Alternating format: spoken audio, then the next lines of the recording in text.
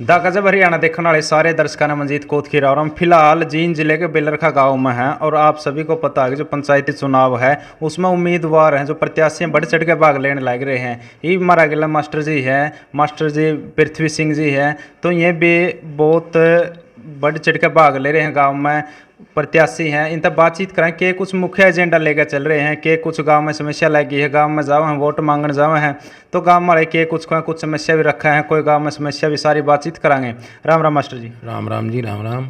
Master जी सबसे पहला तो नु बताओ किस एजेंडा लेकर आप चल रहे हो आगे, जो आप उम्मीदवार आए हो, प्रत्याशी आए हो। सबसे पहले तो जो आपके दर्शक हैं और आपको हार्दिक बधाई और धन्यवाद आपका। और उसके साथ साथ जैसा आपने भी बोला कि हमारी जो वैसे समस्याएं तो हर गांव में होती हैं, लेकिन हमारी जो प्राथमिकता है शुरुआत वो है कि 36 जात बिरादरी का भाईचारा, एकता, रसूख और एक इकट्ठे होकर, मतलब आपस में बैर विरोध मिला के संघर्ष नहीं हो, विवाद ना हो, ऐसा एक समाज निर्माण करना कि 36 जात बिरादरी का अमन चैन सुख शांति रहे, वो प्राथमिकता है शुरू में। बहुत बढ़िया बात बताई मास्टर जी ने कि सबसे पहले भाईचारा, सुख शांति समृद्धि ये ऐसे होने चाहिए। भाईचारा है तो सब कुछ है, वही सबसे बड़ी संपत्ति है। तो मास्टर जी के कुछ मुख्य एजेंडा लेकर चल रहे हो। एजेंडा तो जैसी समस्याएं हैं, हाँ। और उन समस्याओं का निराकरण करने का हम जब सरपंच बनते हैं तो जाहिर सी बात है कि उनको निराकरण दूर करने का कोशिश करेंगे। आप एक एक बिंदु पर यदि हम बात करें, समस्याएं कई हैं।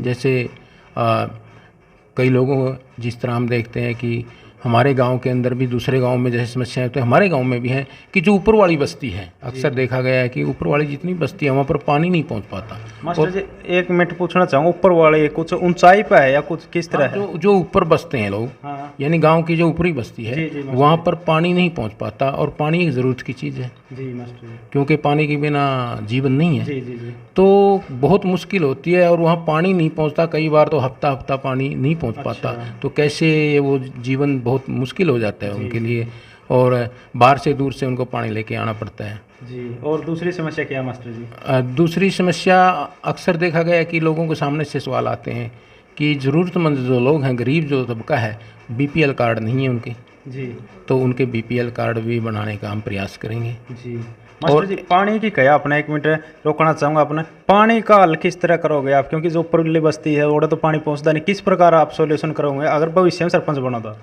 जैसे पानी के लिए जैसे पाइप की जरूरत पड़ेगी, पाइप दबवा कर, या तो वहाँ से जो पानी का जो फ्लो होता है जो उसको प्रेशर बढ़ाकर, जैसा भी होगा मोटर वगैरह जो हैवी मोटर रख के जैसा भी होगा महकमे से बातचीत करके और डिस्कस करके तो वो पानी पहुँचाने का हम प्रयास करेंगे। और मास्टर जी आपने एक बीपीएल की बात करी, बीपीएल राशन कार्ड है, लेकिन अगर देखा जाए तो जो ज़रूरतमंद लोग होते नहीं मिलन पाते, जैसे कॉलोनी मिला है, मकान मिला है, उनते बीपीएल राशन कार्ड बनाने हुआ है तो उन तक नहीं पहुंचने पाती वो स्कीम जो सेंट्रल गवर्नमेंट की, स्टेट गवर्नमेंट की, तो आप किस तरह के दिवानी कोशिश करोगे?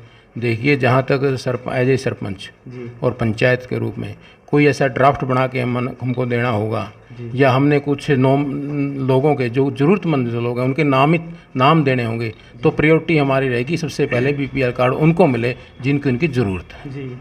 और एक बात और आती है अक्सर सामने से कि 60 साल से ऊपर के जो वृद्ध हैं या तो जो बुज़ुर्ग बहनें माताएं भी हैं और बुज़ुर्ग भी हैं, उनको आज तक धक्के खाना पड़ रहा है कि पेंशन नहीं है। तो हमारी प्रयास रहेगा कि जैसे ही 60 साल हो जाए उसके बाद उनकी तुरंत पेंशन बननी चाहिए, उनके खाते में पैसे आने चाहिए। बिल्कुल सही बात बताई मास्टर जी ने। देखो उम्र पूरी हो जाए लेकिन फिर भी 61, 62, 63, 70 तक भी पहुंच जाए, पेंशन नहीं बन पाती, क्यों नहीं दिक्कत रह जाए है। कुछ इसे हुआ है जानकारी का अभाव, उनका तो जानकारी नहीं होती किस तरह कुकर के फार्म भरना, कुकर आकर देख के आना है, तो सारी समस्या ये सरपंच साहब ने कह रहे हैं भाई मैं इस तरह करके उनकी फार्म आगे पहुँचाया करूँगा, उनकी पेंशन बनवाने का काम करूँगा। तो मास्टर जी और के कुछ समस्या लगे फिर अपना?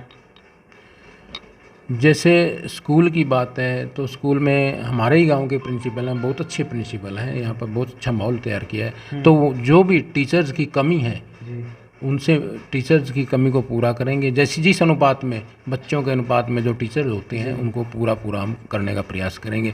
और खेल के लिए खेल के स्टेडियम और उसके साथ साथ वहाँ पर अच्छे कोचिज वहाँ पर निर्माण करने का। मास्टर जी क्या गाँव में स्टेडियम है, कोई अच्छा स्टेडियम? नहीं, अभी तक स्टेडियम की शक्ल के रूप में स्टेडियम नहीं है, लेकिन ग्राउंड पड़ा है खाली, वहाँ बच्चे खेलते भी हैं। हमारे गांव में जो फुटबॉल है बहुत अच्छा खेला जाता है, दूसरे खेल भी खेलते हैं, मगर अभी भी स्टेडियम वहाँ पर नहीं है। तो इस बात का हमें अफसोस भी है।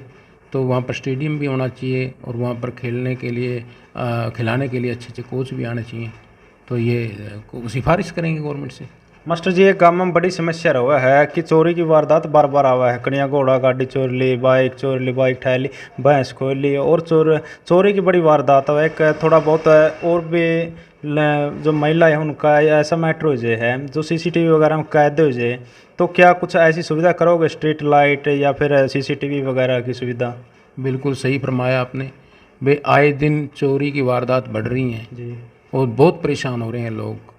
पता नहीं, कभी खेतों के अंदर मोटरें भी उठाई जाती हैं, कभी गांव के अंदर भैंसें भी चुराई जाती हैं। तो ऐसा तो बहुत परेशान है। उसके लिए हम ये कोशिश करेंगे कि गांव के चारों तरफ स्ट्रीट लाइट का प्रायोजन हो, और उसके साथ साथ जो स्ट्रीट लाइट यानी उसके सीसीटीवी कैमरे, ताकि कोई बाहर से आने वाला जो लोग है, अननोन आदमी है यानी चोर है, तो सीसीटीवी कैमरे के में कैद हो जाए, पता चल जाए और उसको पकड़ाने में हम कोशिश कर सकें।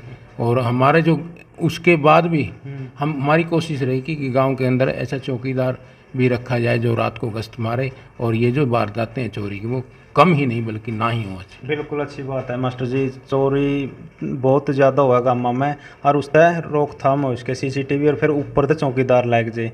तो इसके अलावा देखो मास्टर जी, एक हमने गांव की समस्या देखी है, जो गलियां हैं वो पानी की भरी हैं, निकासी की बड़ी समस्या बताई है। बिल्कुल सही कहा आपने। जो एक तो गंदा जो पानी है वो गलियों में आता है। हमारे गांव में भी 3-4 जगह है, हमारे रोड के ऊपर ही पानी रहता है। तो उसके लिए हम प्रयास करेंगे कि गंदे का पानी है जो वो उसकी निकासी हो। और दूसरा, हमारे जो जोड़ तालाब हैं, मवेशियाँ जिसमें पानी पीते हैं, वहाँ पर भी गंदा पानी जाता है, तो ख़राब हो जाता है और वो बहुत बेकार पानी होता है, और उसको पीने में तो कहाँ, वो नहाया भी नहीं जा सकता उससे। तो इसलिए हम कोशिश करेंगे कि वे उसकी पानी की निकासी अलग से हो, गंदे पानी की, और ताकि उन पीने के लिए पानी अच्छा मिल सके। मास्टर जी, एक बात और कहना चाहूँगा, आप खतरा में तो रहो सारी बार। ये तार देखिए उन्हें जब लटकन लग रही हैं बिजली की तार है, तो उनको किस तरह के ठीक कराओगे? नंगे तार पड़े हैं ये। नहीं, बिल्कुल सही बात कही कि जो हमारे जो गांव के अंदर हैं, जो बिजली की लटकी हुई कमज़ोर जर्जर तार हैं, वो बिल्कुल ऐसा लगता है जैसे सिर को टच कर जाएंगी, और उससे जान माल का नुकसान भी होने का खतरा है, अंदेशा है। तो उनको भी हम सरकार से यानी कि विभाग से कहकर वो बदलवाने का प्रयास करेंगे। मास्टर जी, एक हमने देखा आपका पड़ोसी गांव है होजियाना, बिल्कुल चंडीगढ़ वर्गी तो एंट्री है उसमें, बहुत अच्छी अच्छी पार्किंग वगैरह, चुगरदा झील भी बनाए रखी गांव में। तो देखा नहीं, गांव में एक शहर की तरह दिखा है, जो चंडीगढ़ शहर हो गया ना बहुत बड़ा, नू इसी तरह एक छोटा हाँ गाँव में, काम तो लाले बड़ा, लेकिन व्यवस्था बहुत बढ़िया उसमें। तो पार्किंग वगैरह, क्या आप भी उसकी रीस करोगे? देखो मैं तो रीस कहूँगा क्योंकि पहले उनकी बनाए रखा है। तो आपका मन में क्या विचार है उसका बारे में? देखिए, गांव के अंदर स्वच्छता, सफाई और सौंदर्यीकरण जी, ये बहुत ज़रूरी हैं। और आपने जैसे हमको उदाहरण दिया कि पड़ोस का गांव उजाड़ा में ऐसा है, मैं तो आपको ऐसी बात कहता हूं कि हम प्रयास करेंगे कि हमारा गांव इतना सुंदर होना चाहिए ताकि रोल मॉडल हो। आप उजाड़ा की छोड़िए, ये कहेंगे कि गांव देखिए जाकर बेलरखा को, जी, क्योंकि बेलरखा गांव ऐसा गांव हो जाए कि सुंदरता में एक नंबर पे, और जहां पार्क की ज़रूरत है पार्क हो जाए, जहाँ अच्छे फूलदार पौधे हैं वो पौधों की व्यवस्था हो जाए, और जहाँ मतलब साज सफाई हो जाए। और ऐसा लगना चाहिए गांव जैसा आप कह रहे हो, कि ताकि सबका आने का मन ये करे कि बेलरखा गांव देखने लायक। बिल्कुल, तो बढ़िया बात बताई मास्टर जी ने। गांव राम देखो, हमने उजियाना गांव देखे, इतना बढ़िया है, चुगरदा कुकरे घूमे जाओ न, बढ़िया साफ सफाई भी है। तो इस तरह हर गांव में हुआ नहीं तो गंदगी तो वहाँ दूर हो जाए। और मास्टर जी तो पूछें कि गांव राम तो और क्या अपील करना, मास्टर जी के कुछ अपील करना चाहो गांव राम तो? देखिए, आपका गजब हरियाणा जो चैनल है उसके माध्यम से मैं तो यही कहूँगा कि आज मैं इलेक्शन में हूँ, दौड़ में हूँ, तो गांव से अपील हाथ जोड़ के मेरी छत्तीस जात बिरादरी से ये है कि आप मुझे चुनिए, और मैं आपके विश्वास को कायम जो आप रखेंगे मुझ पर उसको पूरा खरा उतरूँगा, और कोशिश करूँगा कि इस गांव को अच्छा बनाऊँ, और ये हमारे साथ मिलकर पूरा समाज, पूरा गांव की जो 36 आदमी बिरादरी कंधे से कंधा मिलाकर काम करेंगे तो ये गांव बहुत आगे भी जाएगा। ये मैं ऐसा विश्वास आपको दिलाता हूँ। धन्यवाद मास्टर जी। थैंक यू जी, बहुत बहुत। देखो मास्टर जी के विचार लिए हैं, बहुत अच्छे विचार हैं। तो इन विचारों पर आपका क्या कुछ कहना है, एक सभ्य कमेंट के जरिए अपनी राय रखनी है और इस वीडियो को ज़्यादा से ज़्यादा शेयर करना। देखिए एक उदाहरण हमने उजियाना गांव का दिया है, तो उसमें कहीं ना कहीं क्यों दिया है, एक अच्छी पहल करी गई उजियाना गांव के द्वारा, एक बहुत अच्छा सौंदर्यकरण और दिखाया गया है। हमने कई बार वीडियो भी डाली, बहुत अच्छी वीडियो भी चली, वायरल भी हुई है। तो आपने इस वीडियो को ज़्यादा से ज़्यादा शेयर करना है। तब तक के लिए जय हिंद, वंदे मातरम।